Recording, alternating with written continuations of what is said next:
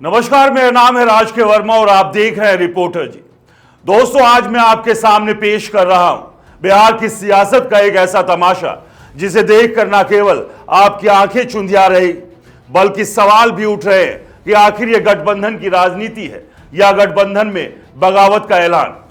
बिहार जहां हर बार चुनाव से पहले सियासी समीकरण बदलते हैं, जहां हर बार वादों और दावों की गंगा बहती है, वहां इस बार कुछ ऐसा हो रहा है जो न केवल चौंकाने वाला है बल्कि आने वाले विधानसभा चुनाव की दिशा और दशा को भी तय कर सकता है।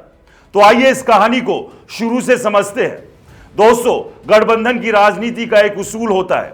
उसूल ये कि सारी पार्टियां एक टेबल पर बैठती है, टिकटों का बंटवारा होता है, मोल भाव होता है, बार्गेनिंग होती है, हर दल अपनी ताकत और अपनी हैसियत के हिसाब से सीटें मांगता है, फिर एक सहमति बनती है और उसके बाद उम्मीदवारों का ऐलान होता है।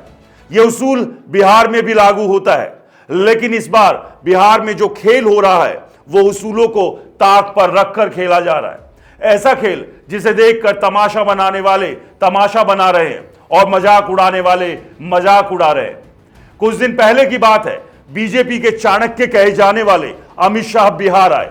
उन्होंने बड़े जोर शोर से ऐलान किया कि 2025 के विधानसभा चुनाव में एनडीए का नेतृत्व नीतीश कुमार करेंगे। यह ऐलान कोई छोटा मोटा बयान नहीं था, यह एक संदेश था एनडीए के भीतर, बिहार के भीतर और बिहार की जनता के लिए। लेकिन दोस्तों, यह ऐलान अभी हवा में तैर ही रहा था कि एनडीए की एक छोटी सी सहयोगी पार्टी ने ऐसा कदम उठाया जिसने पूरे गठबंधन की सियासत को हिलाकर रख दिया। जीतन राम मांझी नाम तो आपने सुना होगा। बिहार की सियासत में मांझी साहब का अपना एक रंग है। उनकी पार्टी हिंदुस्तान आवाम मोर्चा यानी हम एनडीए का हिस्सा है। लोकसभा चुनाव में एनडीए ने मांझी को एक सीट दी थी, गया की सीट। वो सीट मांझी ने जीती भी, लेकिन मांझी साहब का दिल उस एक सीट से भरा नहीं। वो मानते हैं कि उनकी पार्टी की हैसियत उस एक सीट से कहीं ज्यादा है। और अब विधानसभा चुनाव की तैयारियों के बीच मांझी ने एक ऐसा दांव खेला जिसने बीजेपी और जेडीयू दोनों को सकते में डाल दिया। मांझी साहब ने न केवल 35 से 40 सीटों की मांग ठोक दी है, बल्कि पूर्णिया जिले के कस्बा विधानसभा क्षेत्र से अपने उम्मीदवार का ऐलान भी कर दिया है। राजेंद्र यादव हम पार्टी के उम्मीदवार होंगे। अब आप सोचिए दोस्तों, एनडीए की बैठक हुई नहीं, टिकट बंटवारे पर कोई फैसला हुआ नहीं, सीटों का बंटवारा तय हुआ नहीं, लेकिन मांझी साहब ने न केवल अपनी मांग रख दी बल्कि उम्मीदवार का ऐलान भी कर दिया। यह क्या है? यह गठबंधन की राजनीति में खुली बगावत का ऐलान। मांझी साहब का कहना है कि लोकसभा चुनाव में उनके साथ धोखा हुआ।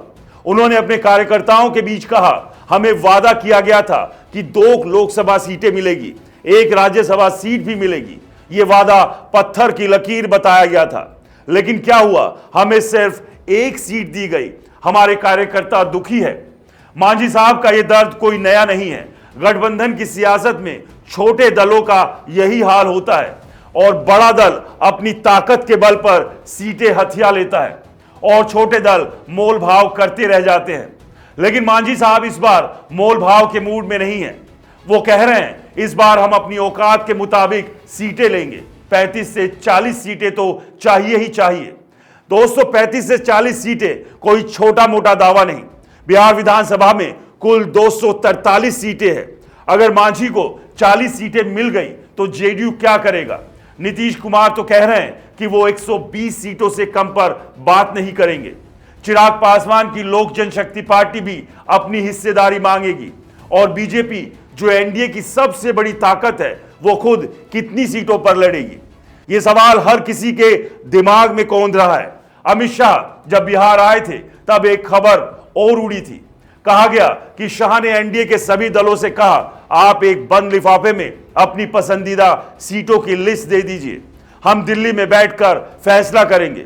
यह बात नीतीश कुमार को नागवार गुजरी। नीतीश ने साफ कहा, हम कोई बंद लिफाफा नहीं देंगे, हम खुलकर बात करेंगे।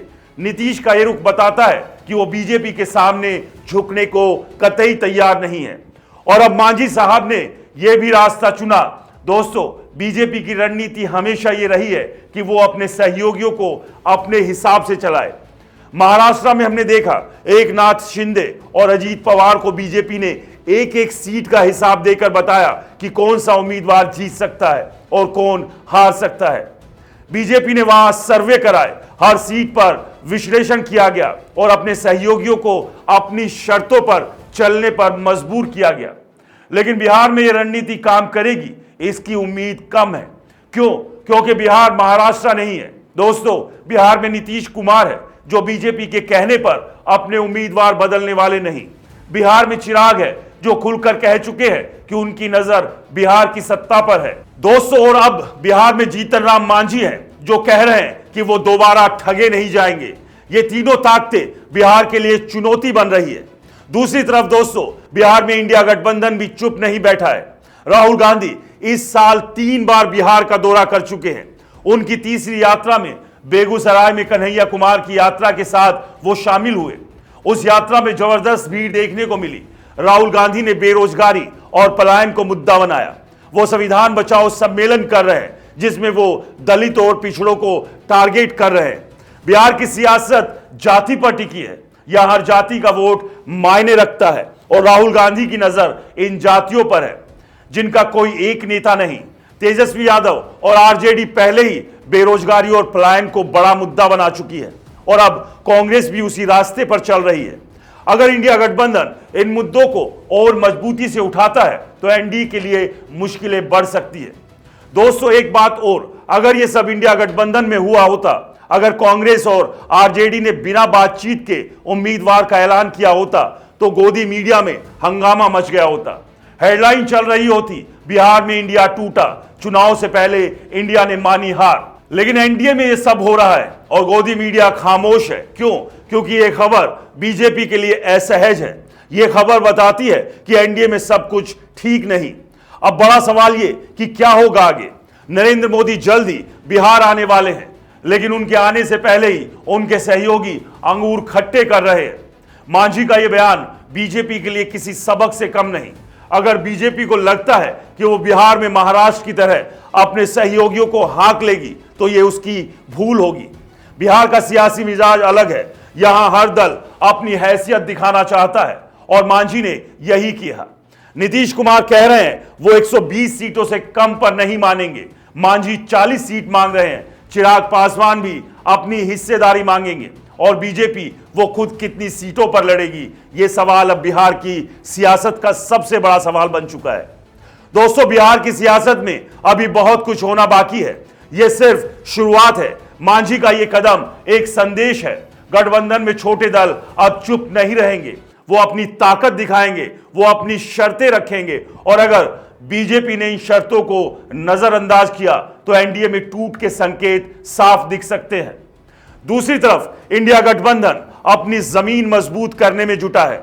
राहुल गांधी बार बार बिहार आना, तेजस्वी यादव का बेरोजगारी पर जोर देना, यह सब बताता है कि 2025 का चुनाव आसान नहीं होगा।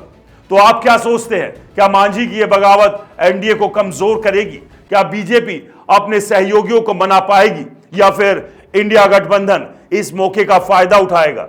अपनी राय कमेंट बॉक्स में जरूर लिखें और हां, इस खबर को ज्यादा से ज्यादा शेयर करें ताकि बिहार की सियासत का यह तमाशा हर किसी तक पहुंच सके। और दोस्तों, आपसे अनुरोध है कि रिपोर्टर जी चैनल को सब्सक्राइब जरूर करें। नमस्कार।